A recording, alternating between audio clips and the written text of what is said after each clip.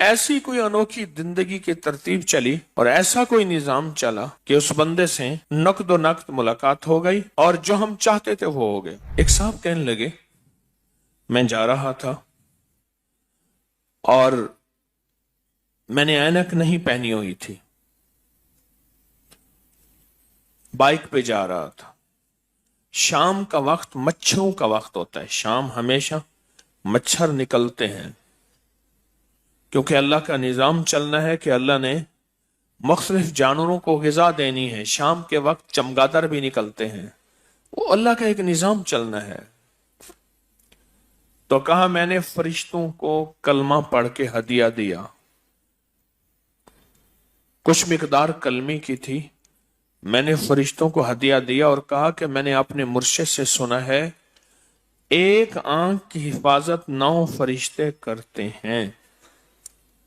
فرشتوں، میں آپ کو کلمہ کا ہدیہ دیتا ہوں، میری آنکھ کی حفاظت کریں، میری آنکھ میں کوئی پتنگا، کوئی کیڑا، کوئی پروانہ نہ چلا جائے۔ اور کہا کہ میں نے یہ ہدیہ کیا اور جب بھی میں نے ہدیہ کیا میری آنکھ میں کوئی چیز نہیں گئی، اور کہا جب بھی میں بھولا آنکھ میں کوئی چیز چلی گئی۔ کہا ایک دفعہ میں نے دور تھا تو میں آپ کا دم ہو رہا تھا، اس کے بعد دعا تھی، میرے جی میں تھا کہ میری گھر والے بھی سارے آ جائیں۔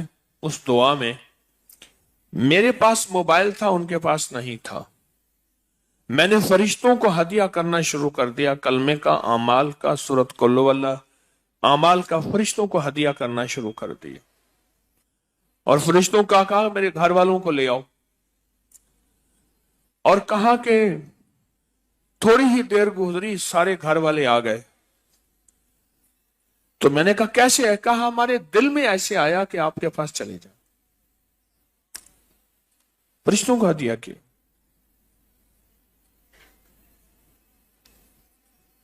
رسول اللہ صلی اللہ تعالی علیہ وسلم کے روزے پہ فرشتے آتے ہیں، ان کو ہدیہ کیا، روحوں کو ہدیہ کیا، نیک جنات کو ہدیہ کیا۔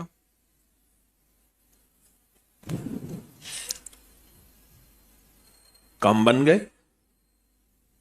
زندہ انسان کو ہدیہ کیا۔ ایک بابا اکرم ہے، نیک آدمی ہے، بھاولپور رہتے ہیں۔ میں ان کے ساتھ ایک جگہ سفر میں تھا، ایک بندے سے ملاقات کرنی تھی اور نہیں رہی تھی۔ بیٹھ گئے ہم ایک جگہ، مجھ سے کہنے لگے پڑھ کے اس کی روح کو ہدیہ کریں۔ ہم بیٹھ گئے اور پڑھنے بیٹھ گئے، بابا جی بھی پڑھنے بیٹھ گئے، ہم پڑھتے رہے۔ تھوڑی ہی دیر کے اندر ایسی کوئی انوکھی زندگی کی ترتیب چلی اور ایسا کوئی نظام چلا کہ اس بندے سے نقد و نقد ملاقات ہو گئی اور جو ہم چاہتے تھے وہ ہو گئے، جو ہم چاہتے تھے وہ ہو